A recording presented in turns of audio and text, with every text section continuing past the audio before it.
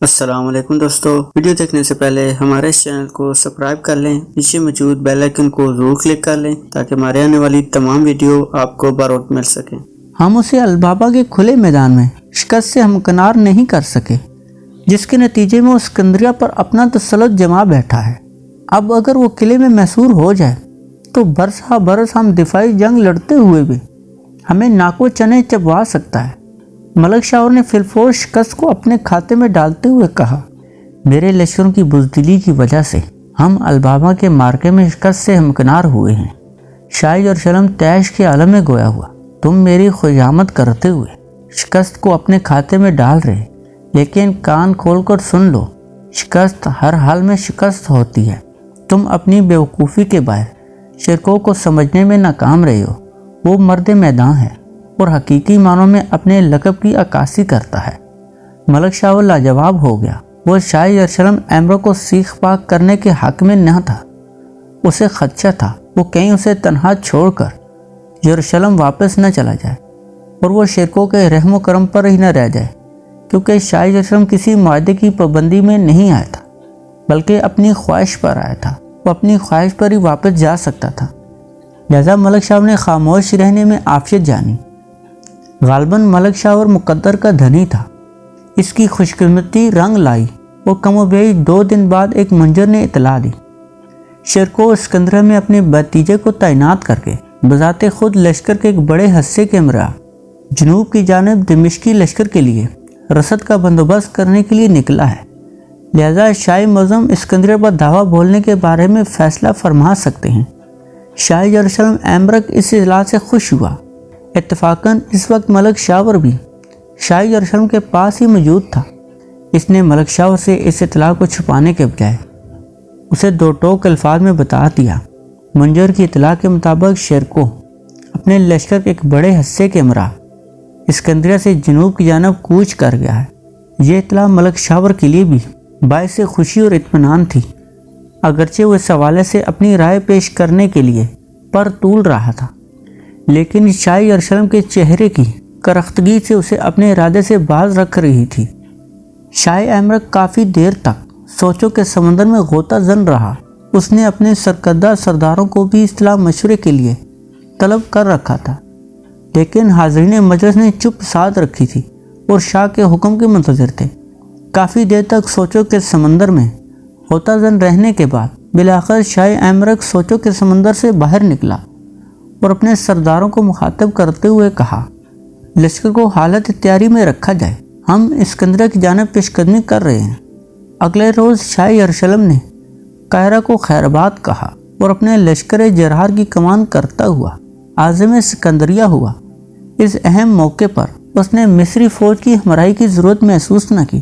البابا کے مارکے میں وہ مصری لشکریوں کی ازلی بزدلی کا چشم دید گواہ تھا، اور اب وہ مزید انہیں آزمانے کے حق میں نہ تھا، کیونکہ آزمائے ہوئے کو آزمانا حماقت کے سوا کچھ نہیں ہوتا۔ مصر کے لشکر کو نظر انداز کرنے کی ایک اور وجہ یہ بھی تھی، اب اسے اس ٹڈی دل لشکر کی واقعی ضرورت نہ تھی، کیونکہ اس کے پاس یروشلم سے اپنے ملک کی سپاہ پر مشتمل تازہ دم فوجی دستے پہنچ چکے تھے۔ ان کے ہمراہ محض ایک ہی مصری تھا اور وہ تھا ملک شاور۔ اسکندریہ کا محاذ اس وقت مکمل طور پر صلاح الدین کے زیر قیادت تھا۔ یہ اس کے لیے ایک بہت بڑی آزمائش کی گھڑی تھی۔ اس کے پاس محض نصف تعداد کا حامل لشکر موجود تھا، جس کی عددی تعداد محض 1000 کے لگ بھگ تھی، اور اتنی تعداد کے حامل لشکری شرکو اپنے ہمراہ لے گیا تھا۔ مصر سے نئے لشکر کی بھرتی بھی ناممکن تھی، کیونکہ ایک تو وہ اپنی روایتی بزدلی کی وجہ سے قابل غور نہ تھے، دوسرا ان پر اعتماد کرنا بھی حماقت تھی۔ اس وقت قاسم حسین دریائے نیل عبور کر کے اپنے دوستوں کے ساتھ ملاقات کرنے کے لیے قاہرہ میں موجود تھا۔ شاہ یروشلم کے لشکر کی اسکندریہ کی جانب پیش قدمی کی خبر قاہرہ میں گردش کر رہی تھی۔ یہ خبر جب قاسم حسین کی سماعت سے ٹکرائی تو فی الفور اپنے گھوڑے پر سوار ہوا اور اس کو اس قدر سر پر دوڑایا کہ اسکندریہ پہنچ کر سانس لیا۔ اس نے پہلے عامر غربی کو اس اطلاع سے باخبر کیا۔ اس کے بعد دونوں نے صلاح الدین سے ملاقات کرنے کا فیصلہ کیا۔ صلاح الدین اس وقت اسکندریہ کے قلعے کا حاکم اور اپنے لشکر کا سپہ سالار تھا۔ عامر نے جب اسے یہ اطلاع بھجوائی وہ اور اس کا ایک ساتھی قاہرہ سے ملنے والی ایک خبر کے حوالے سے اس سے ملاقات کے متمنی ہیں، تو انہیں فوراً اندر طلب کر لیا گیا۔ عامر اور قاسم حسین نے مؤدب انداز میں صلاح الدین کو سلام پیش کیا۔ اس کے بعد قاسم حسین سے گزارش کرتے ہوئے کہا، امیر زادے اور دمشقی لشکر کے سالار، میں قاہرہ سے گھوڑا سر پر دوڑاتے ہوئے آپ کے حضور پیش ہوا ہوں۔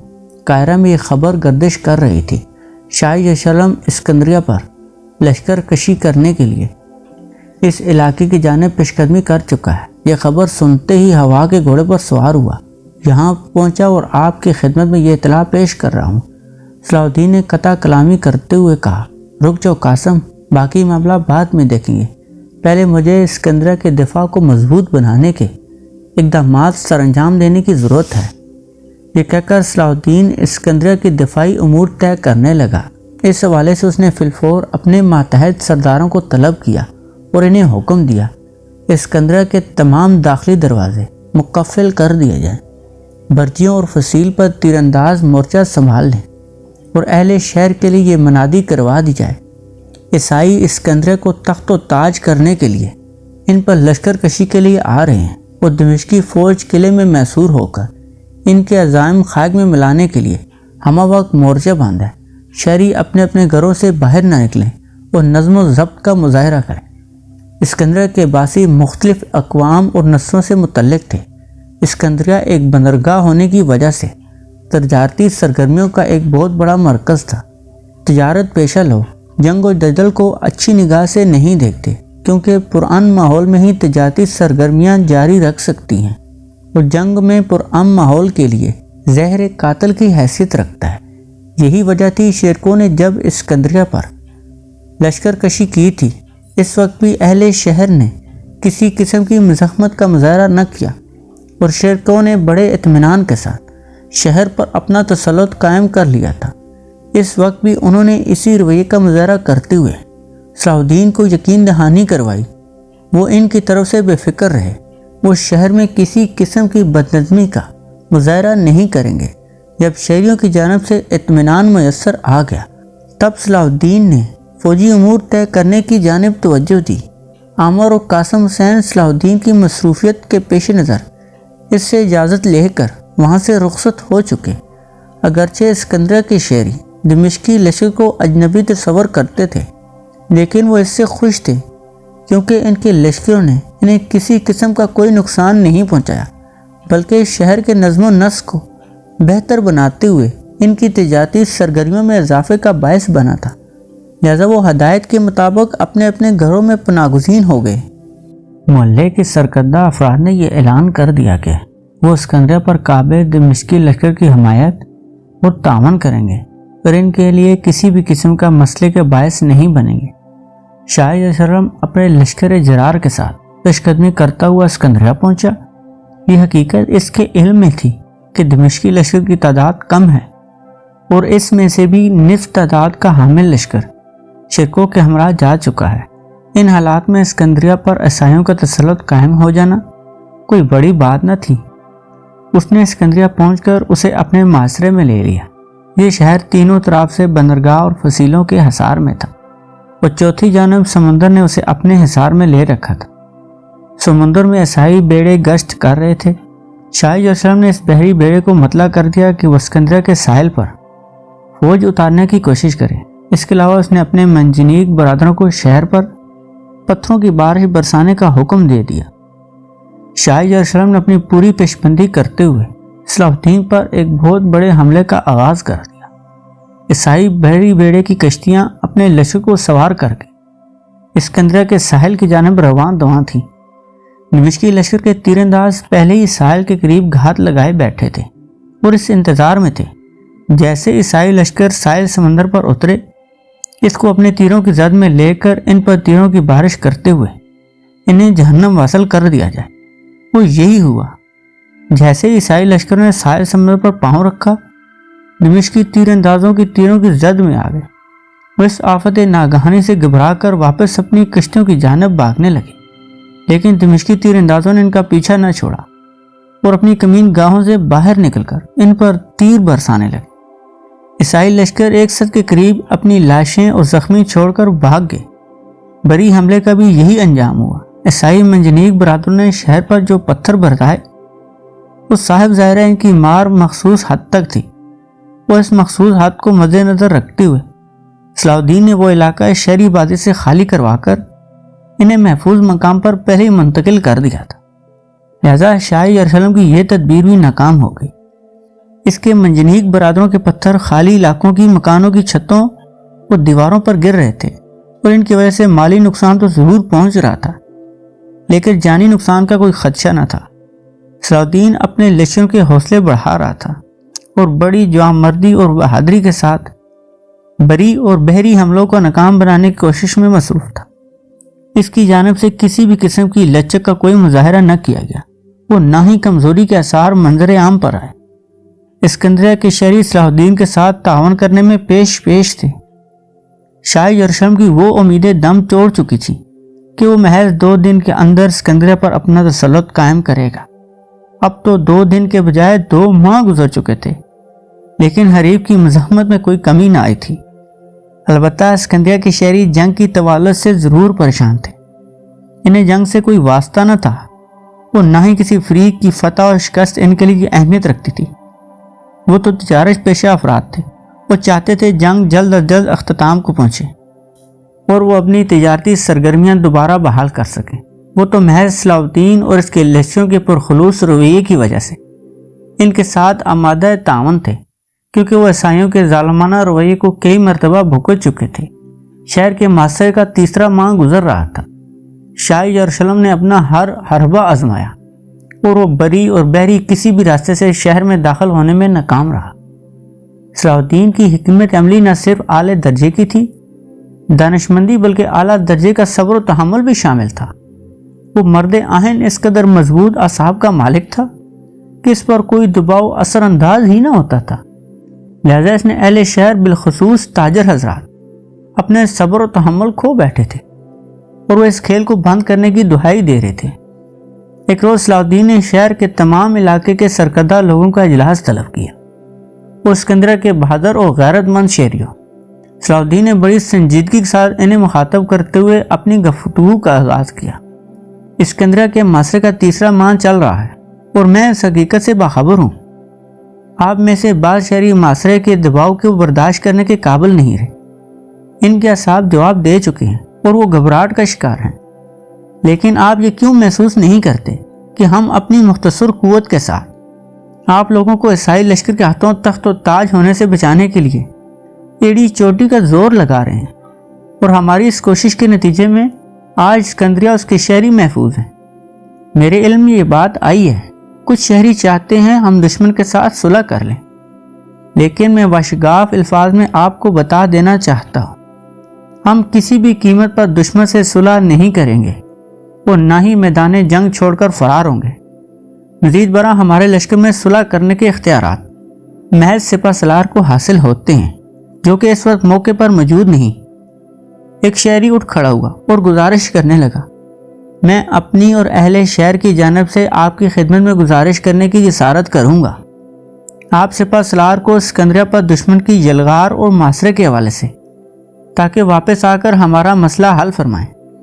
صلاح الدین نے اس شہری کو جواب دیتے ہوئے کہا، ہم پہلے ہی ہرکارے سپہ سالار کی خدمت میں روانہ کر چکے ہیں اور وہ عنقریب اسکندریہ پر تشریف لانے والے ہیں۔ ایک اور شہری نے استفسار کیا، سپہ سالار کب تک واپس آئیں گے؟ صلاح الدین نے جواب میں کہا، جلد از جلد۔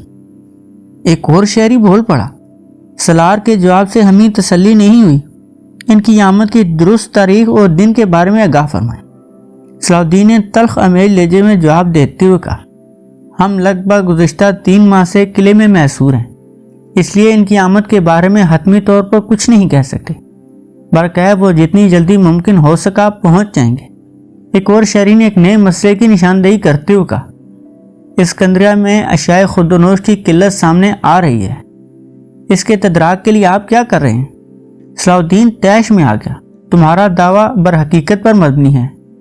محاصرے کے وقت ہمارے استفسار پر ہمیں یہ بتایا گیا تھا اس شہر میں راشن پانی کی کوئی قلت نہیں، ہم ہر گھر کی تلاشی لیں گے، اگر کسی کے گھر میں ذخیرہ اندوزی پائی گئی تو اس گھر کا مالک سخت سزا کا مستحق ٹھہرے گا۔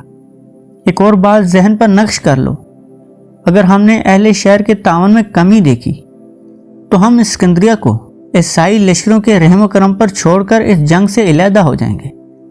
اس کے بعد عیسائی لشکر اسکندریہ میں جو لوٹ مار مچائیں گے، جس طرح نہتے شہریوں کو قتل کریں گے، اس کا تصور کر کے روح کانپ اٹھتی ہے۔ آپ عیسائی لشکر کو تخت و تاراج سے تو بخوبی آشنا ہیں۔ جس لمحے ہم اسکندریہ کو خیر بات کہیں گے، اسی لمحے اسکندریہ کی بربادی کا آغاز ہو جائے گا اور کوئی ذی روح عیسائی مظالم سے بچ نہ پائے گا۔ یہ سن کر شہری خوفزدہ ہو گئے اور یروشلم کے لشکر کے مظالم کا تصور کرتے ہی ان پر لرزہ طاری ہو گیا۔ صلاح الدین کا کہنا حرف بحرف درست تھا۔ یروشلم کا لشکر جس شہر پر بھی اپنا تسلط قائم کرتا تھا، اسے تخت و تاراج کرنے میں کوئی کسر نہ چھوڑتا۔ پہلے بے دریغ قتل عام کرتا، اس کے بعد شہریوں کا مال اسباب لوٹ کر مال غنیمت کے طور پر آپس میں بانٹ لیتے تھے۔ لیکن اس کے برعکس دمشقی لشکر قاہرہ اور بلیس اب اسکندریہ پر اپنا تسلط قائم کر چکا تھا، لیکن اس نے اہل شہر کے ساتھ کسی قسم کی کوئی زیادتی نہ کی تھی۔ صلاح الدین بڑے صبر و تحمل اور دانش مندی کے ساتھ برسر پیکار تھا۔ وہ دشمن کا ڈٹ کر مقابلہ کر رہا تھا، اگرچہ اس نے بری اور بحری دونوں راستوں سے ارکار جنوب کی جانب بھیجے تھے، لیکن اب تک شیرکو کی جانب سے خاموشی۔ اس نے یہی مطلب اخذ کیا، بری اور بحری راستے دشمن کی کڑی نگرانی میں ہیں، اس کے ارکار دشمن کے ہتھے چڑھ جاتے ہیں اور قتل کر دیے جاتے ہیں۔ صلاح الدین کا قیاس کافی حد تک درست تھا۔ اس کے ابتدائی 3-4 ہکارے اگرچہ شیرکو تک رسائی حاصل نہ کر سکے تھے، لیکن اس کے بعد روانہ کیے گئے ہکارے شیرکو تک رسائی حاصل کرنے میں کامیاب ہو گئے تھے۔ وہ جلدی اپنے اہداف پورے کرنے کے بعد برق رفتاری کے ساتھ عازم قاہرہ ہوا۔ یہ بھی شیرکو کی جنگی حکمت عملی کا ایک حصہ تھا۔ صلاح الدین کے ایک ہرکارے نے اس کے پاس پہنچ کر عرض کیا، سپہ سالار اسکندریہ کے سالار نے مجھے یہ گوش گزار کرنے کے لیے آپ کے پاس روانہ کیا ہے۔ شاہ یروشلم نے اسکندریہ کو محاصرے میں کر لیا ہے۔ اس نے اس قدر کڑا محاصرہ کیا ہے، بری اور بحری آمد و رفت متاثر ہوئی ہے۔ اسکندریہ کے ساحل کے قریب دشمن کا بحری بیڑا حرکت کر رہا ہے۔ اس بیڑے کی کچھ سپاہ نے کشتیوں پر سوار ہو کر ساحل پر اترنے کی کوشش بھی کی تھی، لیکن ہمارے 3 اندازوں نے ان کی کوشش پر پانی پھیر دیا تھا۔ دشمن کے محاصرے کو 3 ماہ کا عرصہ ہونے کو ہے۔ شہری بالخصوص تاجر پیسہ شہری بے چین اور بے قرار ہیں، لیکن انہیں اونچ نیچ سمجھا کر مطمئن کر دیا گیا ہے۔ سالار صلاح الدین اور لشکر بڑی جرت اور صبر و تحمل کے ساتھ قلعے میں محصور ہیں۔ دشمن کسی بھی راستے شہر میں داخل ہونے میں ناکام رہا، اگرچہ اس نے اپنا ہر حربہ آزمایا۔ آپ یقیناً اہم اہداف حاصل کرنے میں روبہ عمل ہوں گے، پھر بھی سالار صلاح الدین چاہتے ہیں آپ فی الفور اسکندریہ روانہ ہوں، وہ آپ کے منتظر ہیں۔ ہرکارے نے صلاح الدین کا پیغام سپہ سالار کو گوش گزار کر دیا۔ سپہ سالار نے پیغام بغور سنا تھا، اور اس پیغام سے یہ قطعاً ظاہر نہیں ہوتا تھا کہ سالار صلاح الدین کسی کمزوری کا مظاہرہ کر رہا ہے۔ شیرکو نے ہرکارے کو مخاطب کرتے ہوئے کہا، تم اسکندریہ سے کب روانہ ہوئے تھے اور کون سا راستہ اختیار کر کے یہاں پہنچے ہو؟ شیرکو کے اس افطار نے ہرکارے کو بکھلا کے رکھ دیا۔ اس نے بوکھلاہٹ کے عالم میں جواب دیتے ہوئے کہا، سپہ سالار معظم، میں تقریباً 12 روز قبل اسکندریہ سے روانہ ہوا تھا۔ اسکندریہ کے ساحل کے ساتھ ساتھ دشمن کی کشتیاں جاسوسی کی غرض سے رواں دواں رہتی ہیں، اور ان کی موجودگی میں کسی اور کشتی کی مجال نہیں وہ سمندر کا رخ کر سکے۔ میں رات کی تاریکی میں بحیرہ روم میں داخل ہوا اور صبح تک ساحل کے ساتھ تیرتا ہوا سفر طے کرتا رہا، حتیٰ میں خشکی پر پہنچ گیا۔ دشمن کی جاسوس کشتیاں اب مجھ سے کافی دور رہ چکی تھیں۔ میں نے بازار سے ایک گھوڑا خریدا اور جنوب کی جانب گامزن ہو گیا۔ 12ویں دن آپ کی خدمت میں آن پہنچا۔ شیرکو نے چند لمحے توقف اختیار کرنے کے بعد مزید استفسار کرتے ہوئے کہا، اسکندریہ میں اشیاء خودنوش کی کیا صورتحال ہے؟ کہیں لوگ فاقہ کشی پر مجبور تو نہیں ہو گئے؟ شیرکو نے اس کا حوصلہ بڑھاتے ہوئے کہا، گھبرانے کی ضرورت نہیں، درست حالات بیان کرو۔ قاصد نے التجا کرتے ہوئے کہا، عالی جاں اگر میری جان کی امان پانے کی ذمہ داری قبول فرمائیں تو میں ٹھیک عرض کر سکوں گا۔ شیرکو نے اسے یقین دلاتے ہوئے کہا، ہم تمہیں یقین دلاتے ہیں، کوئی تمہاری طرف میلی آنکھ سے بھی نہیں دیکھ سکے گا۔ कासद ने मोहतात अंदाजे से कहा, सिपह सलार मुअज्जम, मुझे सलार सलाहुद्दीन ने सख्ती के साथ हुक्म दिया था कि अगर सिपह सलार अहम अहदाफ के उसूल में मसरूफ़ हों तो इनके साथ तफसीली गुफ्तगू न की जाए और इन्हें परेशानी लायक होने से महफूज रखा जाए। दोस्तों आज के लिए इतना ही। अगर वीडियो पसंद आए कमेंट सेक्शन में अपनी राय का इजहार जरूर कीजिएगा। इस सीरीज की एक नई वीडियो के साथ बहुत जल्द आपकी खिदमत में हाजिर होंगे। तब तक के लिए अल्लाह हाफ़िज़।